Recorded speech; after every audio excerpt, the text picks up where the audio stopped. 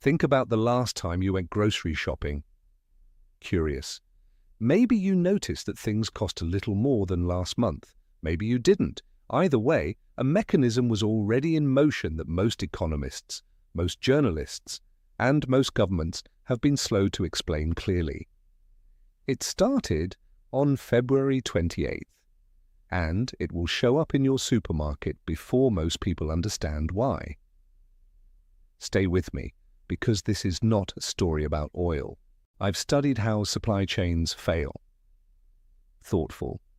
Not the visible collapses, the ones that make headliners, but the slow fractures that travel underground for weeks before they surface in prices. This is one of those fractures, and the reason it isn't being explained properly is that the mechanism runs through a product most people never think about. Curious? Not gasoline, not natural gas. Fertilizer. Here is the chain. Follow it carefully because every link matters. Serious. Natural gas is the primary raw material used to manufacture nitrogen fertilizer, specifically urea, the most widely traded fertilizer in the world. The Gulf region, Qatar, Saudi Arabia, Oman, Bahrain, is among the world's largest producers of both natural gas and urea. Virtually all of it exits the region through a single waterway. You already know which one. According to the Council on Foreign Relations, approximately 1/3 of global fertilizer trade transits the Strait of Hormuz. According to the Signal Group, a shipping services firm, 46% of global urea supply comes specifically from Gulf producers. Qatar Fertilizer Company, known as QAFCO, alone supplies 14% of the world's urea. Now, suspenseful. On March the 2nd, Qatar Energy halted output at what is considered the world's largest urea plant, after its LNG facilities were attacked and gas output was shut down. The input disappear, the factory stopped, the product stopped moving, and the chain began to break. But here is what makes this different from a simple price spike. The chain doesn't break in one place, it breaks simultaneously in multiple places. Size.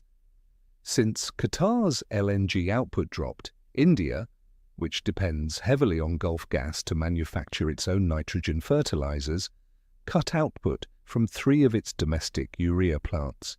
Bangladesh shut 4 out of its 5 fertilizer factories. According to CSIS, the Center for Strategic and International Studies, the United States is already close to 25% short of fertilizer supply for this time of year.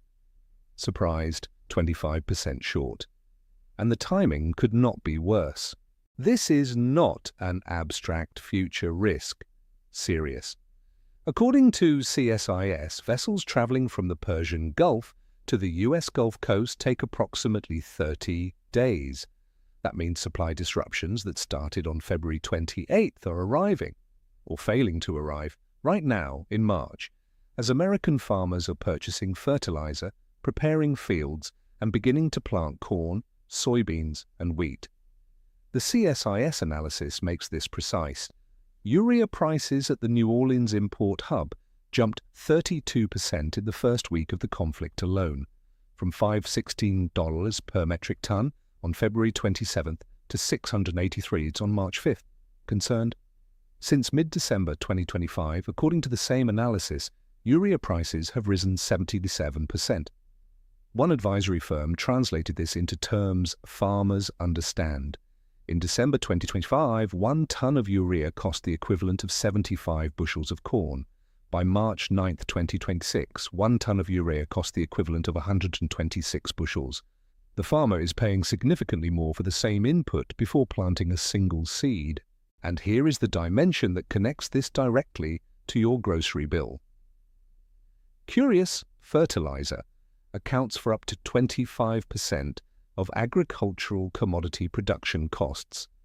According to the Council on Foreign Relations Senior Fellow Michael Wirtz, writing in a March 13th analysis, the war is putting 1/3 of global fertilizer trade at risk of disruption.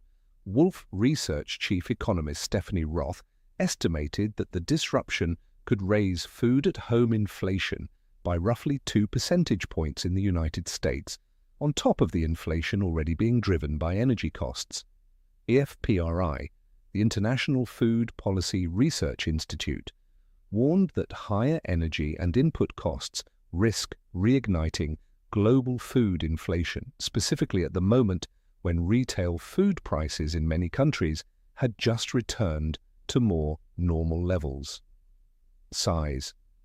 Cornell agricultural economist Chris Barrett was direct. The scale of the price shock will depend on how long the shipping disruption persists, but the mechanism is already active, the clock is already running. Now let me show you the full geography of this risk, because it is not evenly distributed. In the United States, roughly 25% of farmers had not yet purchased fertilizer for the spring planting season as of mid-March, according to the American Farm Bureau Federation. Concerned, those farmers are now buying into a market that has already moved significantly against them. Their costs will be passed on. In Brazil, which according to the USDA now accounts for nearly 60% of global soybean exports, a prolonged disruption during this fertilizer import season could ripple through global crop markets for the rest of the year. In India, which is one of the world's largest producers of rice, wheat, and pulses, and which exported roughly a quarter of the world's rice in 2024, the combination of reduced domestic fertilizer production and higher import costs is compressing margins across the agricultural sector. Size. In sub-Saharan Africa, the picture is more serious. Size. According to Raj Patel, a research professor at the University of Texas, over 90% of the fertilizer consumed in sub-Saharan Africa is imported, mostly from outside the continent. Nitrogen-intensive crops like maize, a key staple across the region, are especially sensitive to fertilizer shortages, and there is a cascading effect that the numbers don't fully capture. If fertilizer prices are too high, farmers reduce application rates. If they reduce application rates, yields fall. If yields fall, the price of food rises, not just because of energy or logistics costs, but because there is physically less food produced. I want to place this in historical context because it matters. Size. In 2022, when Russia invaded Ukraine, the world experienced what analysts described as a fertilizer crisis. Russia produced 25% of the world's raw materials for fertilizers, and the Kremlin restricted exports immediately. The cost of fertilizers increased by half within months. According to the peer-reviewed analysis published in the journal Global Food Security, that crisis drove 27.2 million more people into poverty and 22.3 million more into hunger in the 2 years following the invasion. Now read what the World Food Programme said last week in March 2026. Surprised? Almost 45 million more people could be pushed into acute hunger if this conflict does not end by mid-year, adding to the 318 million people worldwide who are already food insecure. The WFP explicitly compared the current situation to 2022. The potential impact is similar, they noted, because energy and food markets are tightly correlated, but there is a critical difference. In 2022, it was a breadbasket region, Ukraine, that was disrupted. In 2026, it is an energy hub, the Gulf, that is disrupted. And as the Financial Times noted, the crisis of 2022 involved disruptions in grain supplies and fertilizer prices. Now the problem is more serious. Exhales sharply. The crisis affects the foundations of the food system itself. Let me be precise about the mechanism. Energy enters the food system in 5 distinct places, not one. First, natural gas is used to manufacture nitrogen fertilizer. Second, diesel powers the tractors, planters, and irrigation systems on the farm. Third, energy powers the processing facilities that turn raw crops into food products. Fourth, fuel drives the trucks, trains, and ships that move food from field to store. Fifth, Energy heats and cools the storage and retail facilities where food sits before you buy it. Size.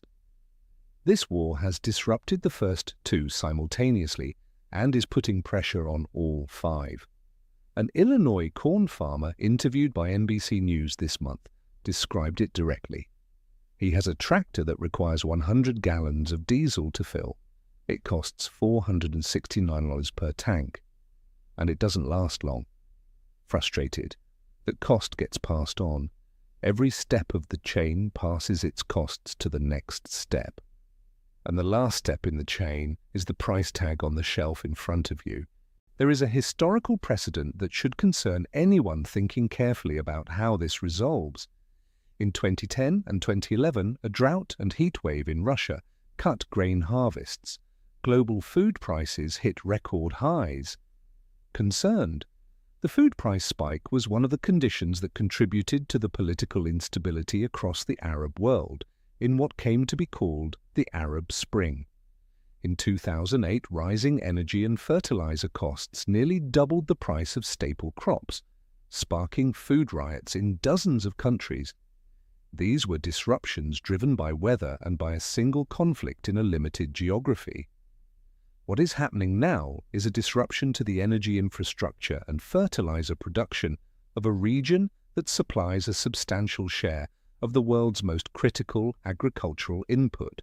At the moment of peak demand in the Northern Hemisphere planting season. Worried.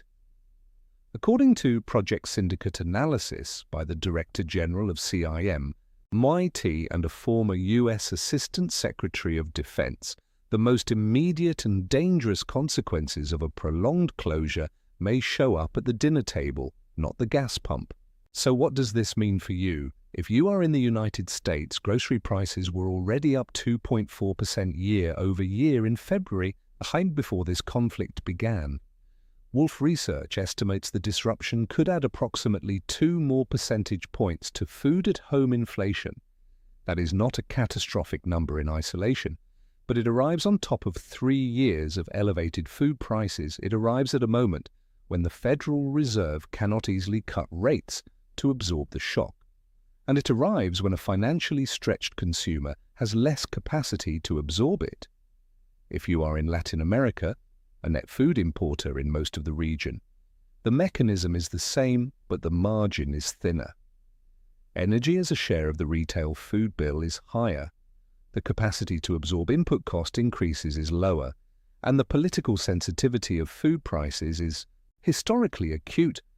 If you are in South or Southeast Asia, Bangladesh, Indonesia, Pakistan, the Philippines, the combination of higher fertilizer costs, higher energy costs, and reduced domestic production capacity creates what Raj Patel described as a cost shock on every dimension simultaneously.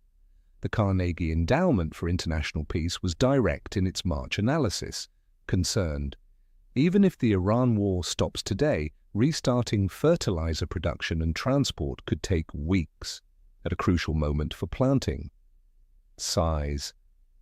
The damage to this planting season may already be done. Let me recap the mechanism clearly. Size. The Gulf produces natural gas. Natural gas makes nitrogen fertilizer.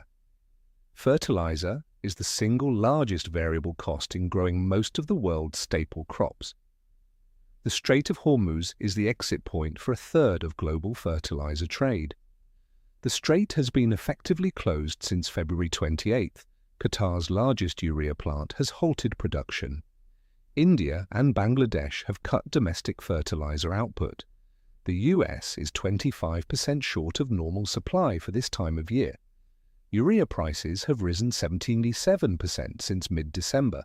Farmers are either paying more or reducing application, both of which raise food prices. Concerned, and the full effect of today's supply disruption arrives in grocery stores on a lag of 2 to 5 months. The mechanism is not a prediction, it is already in motion. I want to leave you with a single question that I think frames everything clearly. Serious. In 2022, the fertilizer crisis caused by Russia's invasion of Ukraine pushed more than 22 million people into hunger over 2 years. That crisis affected one country's exports. This crisis affects a region that supplies a third of the world's traded fertilizer, 20% of the world's oil, 20% of the world's LNG, and food imports to countries representing billions of people simultaneously. The question is not whether this affects you, concerned. The question is whether the people responsible for managing these systems, governments, central banks, agricultural agencies, international institutions, are communicating the full scale of what is already happening. Leave your answer in the comments. And if this explains something you hadn't seen covered elsewhere, share it with someone who needs to understand it.